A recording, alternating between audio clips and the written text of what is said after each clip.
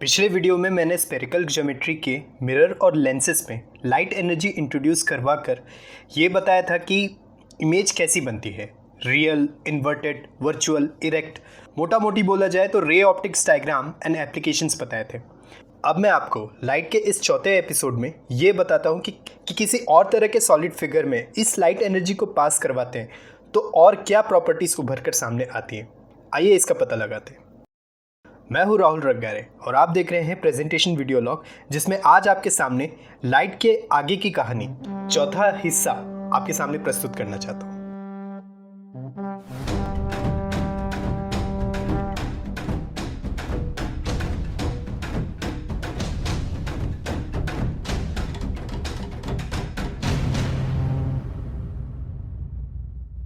जो लोग इस चैनल पर नए हैं एंड इस वीडियो को पहली बार देख रहे हैं, मेरी उनसे विनम्र विनती है कि लाइट के पहले 3 हिस्सों को आप ज़रूर से देखें, तभी आपको लाइट के इस हिस्से को समझने में आपको मदद मिलेगी। Alright, without wasting any moment, इस वीडियो के उद्देश्य को आगे बढ़ाता हूँ। अब मान लीजिए सूरज से निकलने वाली सफ़ेद किरणों को, जी हाँ, आपने सही सुना, कि कई सारे text books, animated videos, movies या फिर मेरे कई सारे स्पेस मिशन सीरीज़ के वीडियोस में मैंने आपके सामने सूरज को पीले रंग से दिखाया था। एक्चुअली वो असल में वाइट लाइट होती है। यूवीए रेडिएशन एटमॉस्फेयर से फिल्टर होकर हमारे अर्थ के इकोसिस्टम में वाइट लाइट दिखती है, बट हमारे डिजिटल कैमरा लेंस में मटेरियल ही ऐसा बना होता है कि उस ग्लास मीडिया में पेनिट्रेट होने के बाद मशीन के रिसेप्टर्स लाइट येलो कलर ही रिकॉग्नाइज करते हैं, और उसी चीज़ को मोबाइल फ़ोन्स या फिर टीवी या फिर डेस्कटॉप मॉनिटर में यही लाइट येलो कलर पैलेट आपकी सुंदर आँखें महसूस करती है। मगर मशीन से बाहर निकले इन रियलिटी में आपकी आंखें वाइट लाइट कलर आपके आंखों के rod and cone cells recognise करते हैं। कई लोग इस वाइट लाइट को इंग्लिश में फ्लोरेसेंट कलर बोलते हैं, but in the general knowledge books की तहजीब में इसे वाइट लाइट ही पढ़ते हैं। तो इस सूरज से आने वाली वाइट किरणों को अगर मैं प्रिज्म से पास करता हूँ, प्रिज्म मतलब कि आगे पीछे ट्रायंगल हो और तीनों तरफ रेक्टेंगल हो, मैं यहाँ पर ट्रायंगुलर प्रिज्म कंसिडर कर रहा हूँ, तो इस प्रिज्म से पास करवाते हैं तो वो वाइट लाइट 7 रंगों में बदल जाती है। ऐसा इसलिए हो रहा है क्योंकि लाइट पार्ट 1 में ईएम वेव स्पेक्ट्रम मैंने बताया था, मैं उसी लीनियर ईएम वेव के रे को पास करवाया, तो अगर उसी प्रिज्म में वाइट लाइट पास करवाता हूँ तो वो चीज़ विजिबल स्पेक्ट्रम में बदल जाती है। जैसा मैंने 400 नैनोमीटर से 750 नैनोमीटर वेवलेंथ विजिबल स्पेक्ट्रम मैंने बताया था, तो वो रेंज 7 रंगों में डिफरेंट रेंजेस में बदल जाती है। Violet, indigo, blue, green, yellow, orange और red. Combinedly it's called the VIBGYOR. इसी वाइट लाइट के 7 रंगों में बदलने वाली फिनोमिना को डिस्पर्शन कहते हैं। जैसा मैंने ईएम स्पेक्ट्रम में मैंने बताया था कि लेफ्ट हैंड साइड में कम वेवलेंथ होती है, और जैसे जैसे राइटवर्ड शिफ्ट होते जाते हैं तो कैसे कैसे वो वेवलेंथ डिस्टेंस बढ़ती रहती है। अब ये वाइट लाइट प्रिज्म से डिस्पर्स 7 रंगों के वेवलेंथ्स को देखिए। इस ईएम वेव स्पेक्ट्रम में एनर्जी लेफ्ट से राइट जाने पर कम होने लगते हैं, क्योंकि E is equal to h mu, which means E is equal to h c by lambda. तो लेफ्ट विंग में वॉयलेट कलर की कम वेवलेंथ होने के कारण ज़्यादा एनर्जी एग्जिबिट करना, सो सर्टेनली वो अनस्टेबल रहता है, तो उसका डेविएशन बहुत ज़्यादा होगा, और यही कारण है कि अल्ट्रा वायलेट रेस खतरनाक होते हैं। We are living in the earth ecosystem, so it is not harmful, but अगर बहुत ज़्यादा अगर सूरज की किरणें अगर आप ज़्यादा अगर रहते हैं, सहते हैं, तो आप बीमार भी हो सकते हैं। बट लैब्स में जैसा मैंने एप्लीकेशन बताया था, इलेक्ट्रॉन माइक्रोस्कोप, क्योंकि वो वॉयलेट कलर की ज़्यादा डेविएशन एंड ज़्यादा एनर्जी मदद करती है क्लियर तरीके से उस स्पेसिमेन के स्ट्रक्चर को अच्छे से दिखाने के लिए। वही अगर रेड कलर की अगर मैं बात करूं, because of its maximum wavelength वो कलर मिनिमम एनर्जी एग्जिबिट करती है, एंड बिकॉज ऑफ दैट आज के ज़माने में multiple red light which contains huge pack of electrons, तो कैसे उसे स्टिमुलेट करके और ज़्यादा पीक्स बढ़ाकर गैलियम आर्सेनाइड क्लिस्ट्रॉन सप्लाई से एम्पलीफाई करके एमिट होता है और ऑप्टिकल फाइबर केबल में पास करवाया जाता है, क्योंकि एयर में छोड़ेंगे तो वो बहुत दूर तक जाने के बाद फेड हो जाती है। इसी को ही तो कहते हैं laser, light amplification by stimulated emission of radiation. ऐसा नहीं है कि रेड कलर ही लेज़र में यूज़ होता है, ग्रीन भी यूज़ होता है, ब्लू भी होता है, मगर उन दोनों कलर की वेवलेंथ कम होती है। बट जो रेड कलर जो होता है वो मल्टीपर्पज़ यूसेज के लिए होता है, इसलिए आँखों में ये RGB कलर्स डेकोरेटिव एप्लीकेशंस में यूज़ करते हैं। मैंने लाइट पार्ट 2 में रिफ्रैक्टिव इंडेक्स का टर्म बताया था। तो अगर उस क्लास में वॉयलेट कलर को पास करवाता हूँ तो उस कलर में वेलोसिटी कम हो जाएगी, क्योंकि उस लाइट का रिफ्रैक्टिव इंडेक्स ज़्यादा हो जाएगा उस ग्लास के रिस्पेक्ट पे। उसी तरह से अगर रेड लाइट उसी ग्लास में अगर पास करवाता हूँ तो लाइट की वेलोसिटी ज़्यादा हो जाएगी, क्योंकि उस मटेरियल में उस रेड लाइट का रिफ्रैक्टिव इंडेक्स कम हो जाएगा।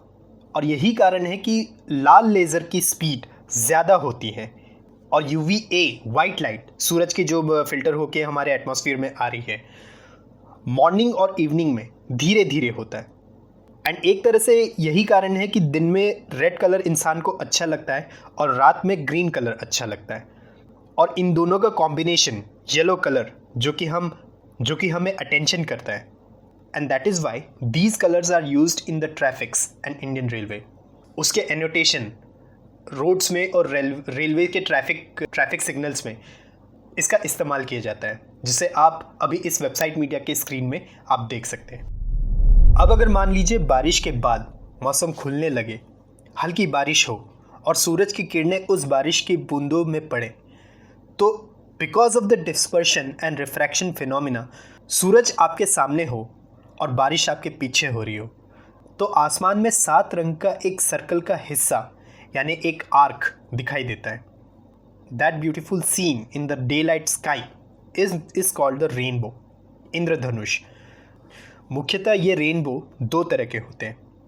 पहला है प्राइमरी रेनबो, जिसमें सूरज के कारण 2 रिफ्रैक्शंस और एक टोटल इंटरनल रिफ्लेक्शन पानी के बूंदों में होता है। ये वाले रेनबो पहले सामने आते हैं, जिसमें वॉयलेट कलर निचले हिस्से में होता है और रेड कलर जो है वो ऊपरी हिस्से में होता है। और यही कारण है कि मैंने प्रिज्म डिस्पर्शन फिगर में वॉयलेट कलर को नीचे बताया था और लाल वाले को ऊपर बताया था। और इनफैक्ट हर टेक्स्ट बुक में आपको ऐसा ही मिलेगा। और दूसरा होता है सेकेंडरी रेनबो, जिसमें सूरज के कारण बूंदों में 2 रिफ्रैक्शंस और 2 टोटल इंटरनल रिफ्लेक्शंस होते हैं। ये प्राइमरी रेनबो के ऊपर कभी कभी आते हैं, and that is why it is known as the secondary rainbow. और इसके कलर ऑर्डर्स प्राइमरी रेनबो के अपोजिट होता है।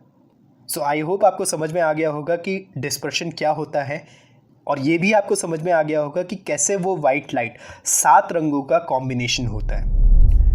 अब हमारी आंखों के कौन सेल्स जो कलर्स को महसूस करते हैं डेली लाइफ में, उसके बारे में बताता हूँ। ऐसे तो हम ड्राइंग कलर्स जो कहलाते हैं वो मुख्यतः शॉप्स में आपने देखा होगा 12 कलर्स आपको जो है वो देखने को मिलते हैं।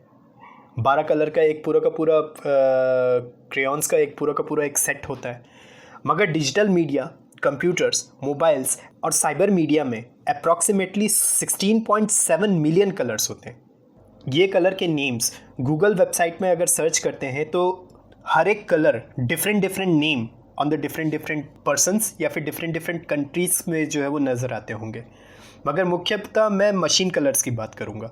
तो मशीन कलर्स जो है वो 3 कलर्स रिकॉग्नाइज करती है, रेड, ग्रीन, ब्लू। और दैट इज़ वाई ये सब जो है वो हेक्साडेसिमल में जो है वो कलर कॉम्बिनेशन दिखता होगा, जिसे मैंने डिनोट किया है। और इन तीनों को एक साथ जोड़ता हूँ तो वाइट कलर का फॉर्मेशन होता है। इन्हें ही प्राइमरी कलर्स कहते हैं। अब एक काम करें, कोई भी 2 प्राइमरी कलर्स को कंबाइन करते हैं तो 3 तरह के कलर कॉम्बिनेशंस जो है वो बनते हैं। जैसे रेड और ग्रीन को मिलाएंगे तो येलो बनेगा, ब्लू और रेड को मिलाएंगे तो मैजेंटा बनेगा, और ब्लू और ग्रीन को मिलाते हैं तो सियान बनता है। ये कलर कॉम्बिनेशंस जो मैंने अभी बताया, अगर इसको भी आपस में मिलाते हैं तो भी वाइट कलर का फॉर्मेशन होता है।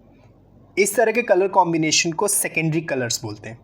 ये जो फिगर आपके सामने दिख रहा है, ये 3 सर्कल वाला फिगर, यूनियन सेट का एक फिगर दिख रहा है, ये कलर कॉम्बिनेशन फिगर है। मैं इसे कलर ट्रायंगल बोलता हूँ। ट्रायंगल जैसे नहीं दिखता है, but consider this it is a colour triangle. तो अगर इस कलर ट्रायंगल को गौर से नोटिस करें तो एक प्राइमरी कलर को एक सेकेंडरी कलर के साथ अगर मिक्सअप करते हैं तो भी वाइट कलर का कॉम्बिनेशन जो है वो निकल कर सामने आता है। अगर मैं इसे डिकोड करूं, अगर मैं रेड कलर को सैन कलर के साथ अगर मान लीजिए मिक्सअप करता हूं तो वाइट कलर का फॉर्मेशन होता है।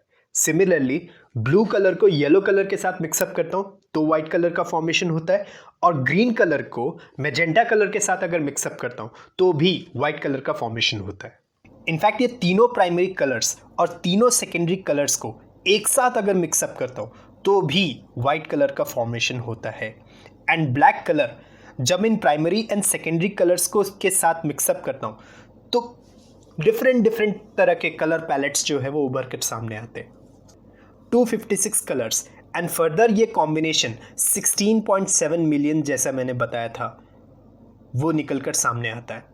दैट इज़ वाई अगर कलर इंक टैंक प्रिंटर जो फोटोकॉपी के शॉप्स में आपको देखने को मिलता है, जिसमें आपको आपके सामने अगर मान लीजिए ग्लॉसी पेपर अगर मान लीजिए इंसर्ट करते हैं, या फिर कलर पेपर, या फिर अगर वाइट पेपर A4 साइज़ का अगर इंसर्ट करते हैं जो फोटो स्टूडियो में आपको देखने को मिलता है, तो वो नोटिस करना उस शॉप में कि वो उस टैंक में सेकेंडरी कलर्स के साथ ब्लैक कलर्स भी जो है वो इंसर्ट होता है, कि उस इंक टैंक में सेकेंडरी कलर के साथ ब्लैक कलर का पूरा एक जो है वो उसमें इंसर्ट करके रखते हैं। And because of the white colour A4 size paper जिस पर मैं अपने स्क्रिप्ट नोट्स बनाता हूँ, और वाइट ग्लॉसी पेपर जिस पर लैंडस्केप, पोर्ट्रेट या फिर पासपोर्ट साइज फ़ोटो को उसी इंक टैंक प्रिंटर पर इंट्रोड्यूस करते हैं, तो वो कैसे ब्लैक कलर सेकेंडरी कलर के साथ डिफरेंट इंटेंसिटीज़ में वाइट कलर पेपर में बाउंड करके आपको बहुत अच्छी फ़ोटो जो है वो निकल कर सामने आती है। कभी नोटिस करना जो भी मैंने अभी तक कहा। अगर मैं गलत हूँ तो प्लीज़ इस वीडियो के कमेंट बॉक्स पर मुझे जो है वो कमेंट करके ज़रूर बताएं। मूविंग ऑन, अब तक तो मैंने फिल्टर्ड सन रेज यानी UVA रेडिएशन की बात किया मीडिया में पास करने पर। अब मान लीजिए डायरेक्टली वो सूरज की UV रेडिएशन AKA सनलाइट की वेव अगर ऐसे मीडिया में पास करूँ जिसमें हाईली डेंस्ड धुआं भरा हुआ हो, या फिर ऐसे हल्के पार्टिकल्स जो फिल्टर होकर आँखों को दिखते हों, या जो फिल्टर से पास हुआ रिजल्टेंट मटेरियल हो। Yes, I am talking about the solution suspension and colloidal solution. ये केमिस्ट्री का टॉपिक है, इसे बेसिक केमिस्ट्री वाले सीरीज़ में कवर अप करूँगा, ये मेरा प्लान है। तो अभी के लिए फ़िलहाल वर्ड्स पर ही कॉन्सेंट्रेट करें। तो वो लाइट का डायरेक्शन हर जगह उसी मीडिया में टकराने, छोटे मॉलिक्यूल से टकराने के बाद वो लाइट ब्राउनियन मोशन या फिर रैंडम मोशन में फैल जाती है, जिसके कारण हमें वो लाइट एक प्लेनर बैंड में आंखों से दिखाई देती है। इसे स्कैटरिंग ऑफ लाइट कहते हैं। तो जिस लाइट की ज़्यादा एनर्जी होगी वो लाइट उस मीडिया में ज़्यादा स्कैटर होगी, and because of that violet colour scatters more, but in case of the red colour its scattering power is less. आसमान में नीला रंग इसी के कारण जो है वो दिखाई देता है, जैसा मैंने अर्थ ऑर्बिट सैटेलाइट में मैंने बताया था। वाकई में ये डायग्राम बहुत इंपॉर्टेंट है, इसे बार बार यूज़ करना पड़ रहा है। अच्छा हुआ ये अभी तक स्लाइड सेव करके रखा था मेरे पास। सुबह का उगता हुआ सूरज और शाम को ढलते हुए सूरज का हल्का सा लाल रंग दिखना, ये भी लाइट का स्कैटरिंग का एग्जाम्पल है। Diffraction and polarisation of the EM wave AKA light already मैंने लाइट के पहले हिस्से में एक्सप्लेन किया है, लिंक डिस्क्रिप्शन में मौजूद है, उसे हिट करके आप देख सकते हैं। लाइट का इंटरफेरेंस वैसा ही होगा जैसे साउंड के तीसरे हिस्से में मैंने एक्सप्लेन किया था, उसका भी लिंक डिस्क्रिप्शन में मौजूद है, आप उस वीडियो को ज़रूर देखें। तो ये रही लाइट बेसिक फिजिक्स के 5वें चैप्टर के 4 हिस्सों में पूरी कहानी। मेरी इसमें निजी दिलचस्पी थी and electronics and communication engineering के लिए ये एक महत्वपूर्ण टॉपिक था, तो इसलिए मैंने इस टॉपिक के लिए मैंने इतना लंबा यात्रा किया। सोचिए अगर ये लाइट ना हो असल ज़िंदगी में तो क्या होगा। सारे काम रुक जाएंगे, internet, electricity, machinery, offices, power house, in fact government official के काम रुक जाएंगे। अगर इस लाइट का गलत इस्तेमाल किया तो नेगेटिव इम्पैक्ट हमारे सोसाइटी और हमारे डेली सर्केडियन रिदम पे पड़ सकता है, सिंस वी आर इमोशनल। तो मेरी विनम्र विनती है कि इस कुदरत के तोहफे को अच्छे से नियम कानून के साथ इस्तेमाल करें, एक बेहतर कल को संवारने के लिए। आज के लिए मेरी तरफ से बस इतना ही। अगले वीडियो में बेसिक फिजिक्स का नया अध्याय आपके सामने लेकर प्रस्तुत करूंगा। मुझे उम्मीद है कि आपको ये आज का सेशन पसंद आया होगा। अगर आया हो तो प्लीज़ इस वीडियो को लाइक हिट करें, जितना ज़्यादा जनरल नॉलेज के एस्पिरेंट्स को हो सके शेयर करें, और इस तरह के PV व्लॉग्स को देखने के लिए मेरे चैनल को सब्सक्राइब कीजिए। And yes, YouTube website media आपके लिए है। बीइंग एज ए क्रिएटर और व्यूअर जिम्मेदारी से इसका इस्तेमाल करें। खुशियाँ फैलाइए। अफवाह नहीं। This was Rahul Rangare. Thank you very much for watching this video. Have a nice day.